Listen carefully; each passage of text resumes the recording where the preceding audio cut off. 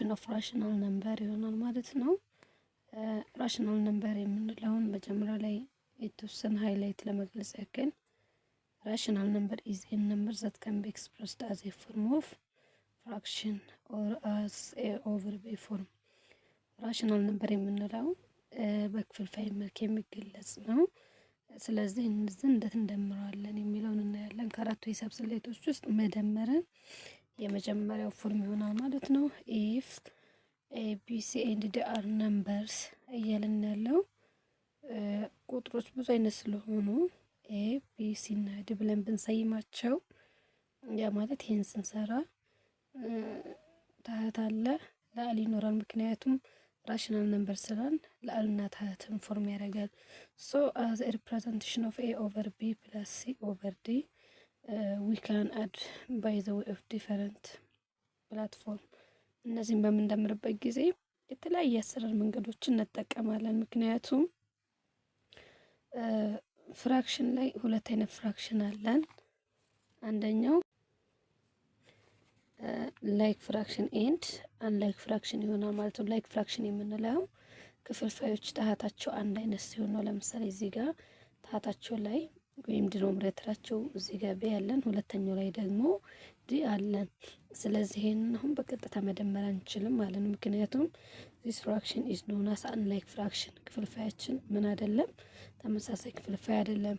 if the fractions are not like fraction or if it is unlike fraction we can find its LCM of denominator።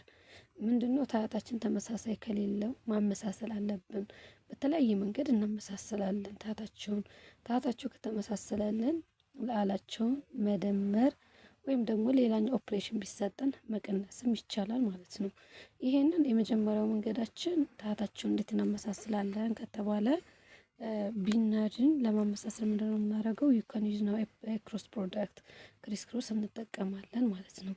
a over b plus c over d ክሮስ ፕሮዳክት ስንጠቀም የመጀመሪያው ክፍልፋይ ለአሉ በሁለተኛው ክፍልፋይ ታህት እንዲሁም ደግሞ የሁለተኛው ክፍልፋይ ለአል በመጀመሪያው ክፍልፋይ ታህት ይባዛል ማለት ነው። ከዛ በኋላ ታህቱ ደግሞ እርስ በርሱ ይባዛል። a times d plus b times c the whole over b times d equals to ad plus bc the whole over bd ይሆናል ማለት ነው። ይሄንን ደግሞ በምሳሌ ወይም ደግሞ በቁጥር እንሰራለን። እንዴት እንደሚሰራ እናያለን ማለት ነው። አሁን እዚህ ክፍልፋይ ላይ ስንመጣ የመጀመሪያው ምን ይለናል? ኤግዛምፕል 1 over 5 plus 2 over 10 ይለናል። ኤግዛምፕል 2 ደግሞ 3 over 12 plus 4 over 2 ይላል ማለት ነው። የመጀመሪያው ምሳሌ ማለት 1 over 5 plus 2 over 10 ስንሰራ እንደሚከተለው ይሆናል። ይሄው 1 over 5 plus 2 over 10 ስንሰራ ምንድነው ያደረግነው? 1 over 5ን እዚህ ጋር እንመጣና 1 over 5 ታይምስ 10 ወይም ደግሞ ይሄ ለአሉ ነው የሚያባዛለን ፕላስ 2 over 10 ታይምስ 5 ይሆንና ዘ ሆል ኦቨር ምን እናደርጋለን? 5 ታይምስ 10 ይሆናል። ያ ማለት ይሄ የምናባዛው 5 እና 10 አንጠቀማቸው፣ ምክንያቱም ታህት ለእርስ በርስ ስለሚባዛ 1 ታይምስ 10 ምን ይሆናል? 10 ይሆናል። ፕላስ አዲሽን ስለሆነ 2 ታይምስ 5 ደግሞ ምን ይሆናል? 10 ይሆናል። ዘ ሆል ኦቨር እዚህ ጋር 5 ታይምስ 10 ኢዝ 20 ይሆናል ማለት ነው። እዚህ ጋር በምንሰራበት ጊዜ 10 ሲደመር 10 ስንት ይሆንልናል? 20 ይሆናል። ታህታቸው ደግሞ ሶሪ እዚህ ጋር በተሰጠው መሰረት ይሄ 50 ነው። 50 ይሆናል። ኦቨር 50 ይሆናል።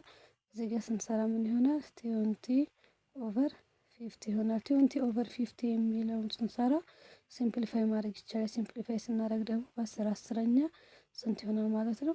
2 5ኛ ይሆናል። ይሄ ደግሞ ዝቅተኛ ሂሳባዊ ቃል ነው ማለት እንችላለን ማለት ነው። ሁለተኛው ምሳሌያችን በዚህ መሰረት መስራት እንችላለን። ምክንያቱም ሁለተኛው ምሳሌ ምንድነው የተባለን? 3 over 12 plus 4 over 2 ነው የሚለን። ይህንን ለመስራት በቀላሉ የመጀመሪያውን መንገድ እንከተላለን ማለት ነው። አሁን እዚህ ጋር እንደምናየው the name of the fraction is a dissimilar fraction። የክፍልፋያችን ስሙ ምን ይሆናል? ዲሲሚላር ፍራክሽን ወይም ደግሞ ዲሲሚላር ማለት ምንድነው? ታህታቸው የሚመሳሰል ከሆነ የክፍልፋይ አይነታችን ተመሳሳይ ያልሆነ ክፍልፋይ ተብሎ ይጠራል። ኢፍ ዘ ፍራክሽንስ አር ኖት ሲሚላር ፍራክሽን ዊ ካን ኖት አድ ኦር ሰብትራክት። እዚህ ጋር ክፍልፋያችን ታህታቸውን በመመልከት ተመሳሳይ ካልሆነ እንደምር ወይም ደግሞ ልንቀንስ አንችልም ብለናል አይደለ? መጀመሪያው ላይ መቀነስና መደመር ካልቻልን ደግሞ የግድ ምን ማድረግ አለብን? ማመሳሰል መቻል አለብን። እንዴት ነው የምናመሳሰላቸው? የመጀመሪያውን ክፍል በሁለት መንገድ ነው። የመጀመሪያውን አሳይቻችኋለሁ። የሁለተኛው ደግሞ ምን ማድረግ እንችላለን? ይሄ የመጀመሪያውን ክፍልፋይ 3/12ኛን በሁለተኛው ክፍልፋይ በሁለት ሁለተኛ እናባዛለን። ሲደምር ብለን ደግሞ የሁለተኛው ክፍልፋይ 4/2ኛ በማን ይባዛል? በመጀመሪያው ክፍልፋይ ለአልና ታህቱ ሙሉ በሙሉ የምናደርጋለን ማባዛት ይቻላል። አሁን እዚህ ጋር እንስራ ካል መስራት ይቻላል። ውጤቱን አይቀይረውም። 3/12 ታይምስ የሁለተኛው ክፍልፋይ ታህት ምንድን ነው? 2 አለ ባይቱ ኦቨርቱ። ከዛ መሀል ላይ ምን አለችን? ኦፕሬሽናችን ፕላስ ወይም ደግሞ ሲደመር እንርና 4/2 ታይምስ ምን እናደርጋለን? የመጀመሪያው ክፍልፋይ ታህታቸው 12/12 ይሆናል። እኛም ውጤታችን አይቀይረው። 3 ታይምስ 2 ወይም ደግሞ 3 ሲባዛ በሁለት ስንት ይመጣል? 6 ይመጣል። ዘ ሆል ኦቨር 12 ታይምስ 2 ኢኳልስ ቱ 24 ወይም ደግሞ 24 ይመጣል። ሲደመር እንልና የመጀመሪያውን ከጨርስ በኋላ ሁለተኛው ላይ 4 ሲባዛ በ12 ስንት ይመጣል? 48 ይመጣልናል። ዘ ሆል ኦቨር እናደርግና 2 ሲባዛ በ12 ደግሞ ምን ይመጣልናል? 24 ይመጣልናል ማለት ነው። ይኸው እንደተመለከታችሁት ክፍልፋያችን ዲሲሚላር የነበረው ሲሚላር ሆነ። ሲሚላር ከሆነ አሁን ምናደርጋለን? ላዕሉን መደመር ወይም ደግሞ መቀነስ እንችላለን ማለት ነው። ታህታችሁ ባለበት ይቀመጣል። አንዱን መምረጥ ነው ተመሳሳይ ስለሆነ 48 ሲደመር 6 ምን ይሆናል? እዚህ ጋር 54 ይመጣልናል። የዚህ ውጤት ስንት ይመጣልናል?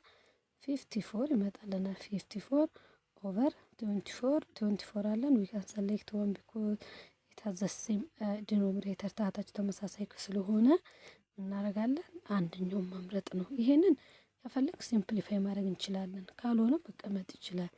54ን በሁለት ስናካፍለው ደግሞ ምን ይመጣልናል? 27 ይመጣልናል። ታህታቸውን ደግሞ 24ን በሁለት ስናካፍለው 12 ይመጣል። አሁንም ይሄ ዝቅተኛ ሂሳባዊ ቃል ነው አንልም፣ እናቀለለ 27ን በሁለት አናካፍልም ወይም አናቀልንም። ምክንያቱም ይሄ ምንድነው? ኢተጋማሽ ነው። ስለዚህ ተጋማሽን በሁለት አናካፍልም። 27ን በ3 መካፈል ይችላል። በ3 እናካፍለው 27 ለ3 9 ይመጣል። 12 ለ3 ደግሞ 4 ይመጣል። 9 4ኛ ማለት እንችላለን ማለት ነው። መጀመሪያ ላይ በሰራንበት መንገድ እንስራ ከተባለ ደግሞ እዚህ ጋር እናመጣና 3 12ኛ ሲደመር 4 ሁለተኛ እናደርጋለን። ይሄንን ከሰራን ይሄው ምንድነው ያደረግነው?